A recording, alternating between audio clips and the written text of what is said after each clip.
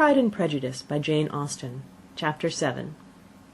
Mr. Bennet's property consisted almost entirely in an estate of 2,000 a year, which, unfortunately for his daughters, was entailed, in default of heirs male, on a distant relation; and their mother's fortune, though ample for her situation in life, could but ill supply the deficiency of his. Her father had been an attorney in Meryton, and had left her £4,000. She had a sister married to a Mr. Phillips, who had been a clerk to their father and succeeded him in the business, and a brother settled in London in a respectable line of trade. The village of Longbourn was only 1 mile from Meryton, a most convenient distance for the young ladies, who were usually tempted thither 3 or 4 times a week, to pay their duty to their aunt and to a milliner's shop just over the way. The 2 youngest of the family, Catherine and Lydia, were particularly frequent in these attentions. Their minds were more vacant than their sisters', and when nothing better offered, a walk to Meryton was necessary to amuse their morning hours and furnish conversation for the evening. And however bare of news the country in general might be, they always contrived to learn some from their aunt. At present, indeed, they were well supplied, both with news and happiness, by the recent arrival of a militia regiment in the neighbourhood. It was to remain the whole winter, and Meryton was the headquarters. Their visits to Mrs. Phillips were now productive of the most interesting intelligence. Every day added something to their knowledge of the officers' names and connections. Their lodgings were not long a secret, and at length they began to know the officers themselves. Mr. Phillips visited them all, and this opened to his nieces a store of felicity unknown before.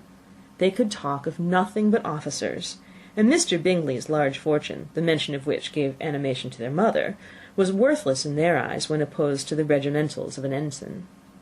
After listening one morning to their effusions on this subject, Mr. Bennet coolly observed, "From all that I can collect by your manner of talking, you must be 2 of the silliest girls in the country. I've suspected it some time, but I am now convinced."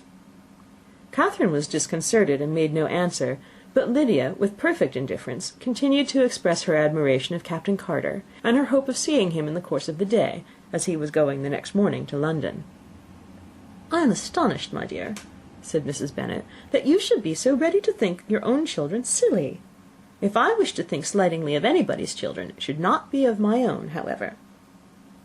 If my children are silly, I must hope to be always sensible of it."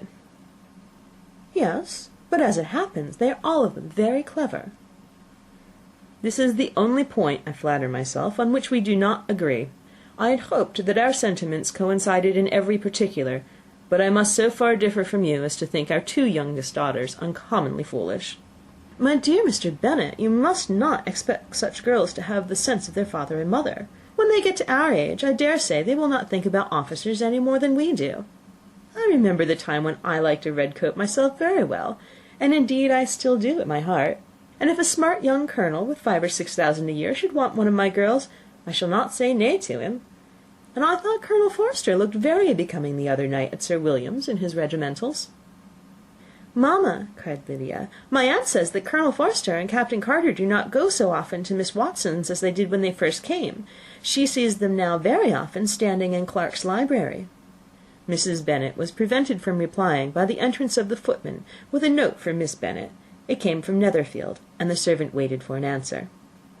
Mrs. Bennet's eyes sparkled with pleasure, and she was eagerly calling out while her daughter read, "Well, Jane, who's it from? What's it about? What does he say? Well, Jane, make haste and tell us. Make haste, my love." "It is from Miss Bingley," said Jane, and then read it aloud. "My dear friend, if you are not so compassionate as to dine to-day with Louisa and me, we shall be in danger of hating each other for the rest of our lives, for a whole day's tete-a-tete between 2 women can never end without a quarrel. Come as soon as you can on receipt of this. My brother and the gentlemen are to dine with the officers. Yours ever, Caroline Bingley." "With the officers!" cried Lydia. "I wonder my aunt did not tell us of that." "Dining out," said Mrs. Bennet. "That is very unlucky." "Can I have a carriage?" asked Jane. "No, my dear, you'd better go on horseback, because it seems likely to rain, and then you must stay all night." "That would be a good scheme," said Elizabeth, "if you were sure that they would not offer to send her home."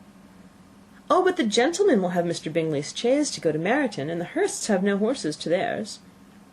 "I'd much rather go in the coach." "But, my dear, your father cannot spare the horses, I'm sure. They're wanted in the farm, Mr. Bennet, are they not?" "They're wanted in the farm much oftener than I can get them." "But if you've got them to-day," said Elizabeth, "my mother's purpose will be answered." She did at last extort from her father an acknowledgment that the horses were engaged. Jane was therefore obliged to go on horseback, and her mother attended her to the door with many cheerful prognostics of a bad day. Her hopes were answered. Jane had not been gone long before it rained hard. Her sisters were uneasy for her, but her mother was delighted. The rain continued the whole evening without intermission. Jane would certainly not come back. "This was a lucky idea of mine, indeed," said Mrs. Bennet more than once, as if the credit of making it rain were all her own. Till the next morning, however, she was not aware of all the felicity of her contrivance. Breakfast was scarcely over, when a servant from Netherfield brought the following note for Elizabeth. "My dearest Lizzie, I find myself very unwell this morning, which, I suppose, is to be imputed to my getting wet through yesterday. My kind friends will not hear of my returning till I am better. They insist also on my seeing Mr. Jones, therefore do not be alarmed if you should hear of his having been to me. And, excepting a sore throat and a headache, there is not much the matter with me. Yours, etc." "Well, my dear," said Mr. Bennet, when Elizabeth had read the note aloud, "if your daughter should have a dangerous fit of illness, if she should die, it would be a comfort to know that it was all in pursuit of Mr. Bingley, and under your orders." "Oh, I'm not afraid of her dying. People do not die of little trifling colds. She'll be taken good care of. As long as she stays there, it is all very well. I would go and see her if I could have the carriage."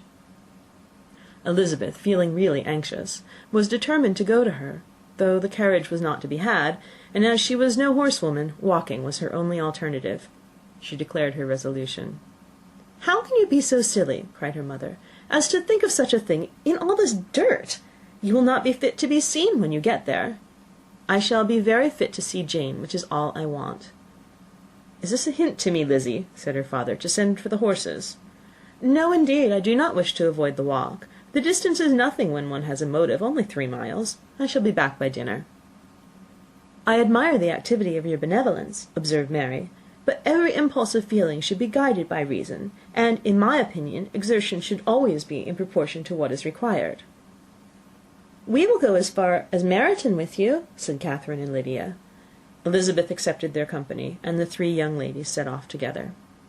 "If we make haste," said Lydia, as they walked along, "perhaps we may see something of Captain Carter before he goes." In Meryton they parted. The 2 youngest repaired to the lodgings of one of the officers' wives, and Elizabeth continued her walk alone, crossing field after field at a quick pace, jumping over stiles and springing over puddles with impatient activity, and finding herself at last within view of the house, with weary ankles, dirty stockings, and a face glowing with the warmth of exercise. She was shown into the breakfast parlour, where all but Jane were assembled, and where her appearance created a great deal of surprise. That she should have walked 3 miles so early in the day, in such dirty weather, and by herself, was almost incredible to Mrs. Hurst and Miss Bingley, and Elizabeth was convinced that they held her in contempt for it.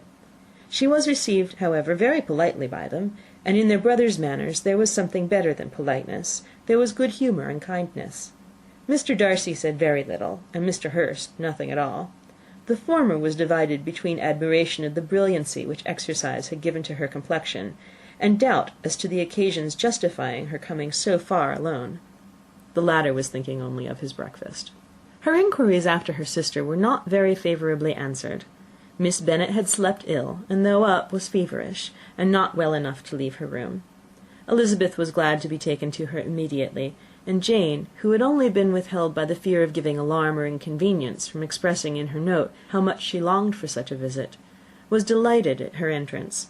She was not equal, however, to much conversation, and when Miss Bingley left them together, could attempt little besides expressions of gratitude for the extraordinary kindness she was treated with. Elizabeth silently attended her. When breakfast was over, they were joined by the sisters, and Elizabeth began to like them herself when she saw how much affection and solicitude they showed for Jane. The apothecary came, and having examined his patient, said, as might be supposed, that she had caught a violent cold, and that they must endeavour to get the better of it, advised her to return to bed, and promised her some draughts. The advice was followed readily, for the feverish symptoms increased, and her head ached acutely. Elizabeth did not quit her room for a moment, nor were the other ladies often absent. The gentlemen being out, they had, in fact, nothing to do elsewhere. When the clock struck 3, Elizabeth felt that she must go, and very unwillingly said so. Miss Bingley offered her the carriage, and she only wanted a little pressing to accept it, when Jane testified such concern in parting with her, that Miss Bingley was obliged to convert the offer of the chaise to an invitation to remain at Netherfield for the present. Elizabeth most thankfully consented, and a servant was dispatched to Longbourn to acquaint the family with her stay, and bring back a supply of clothes. End of chapter 7.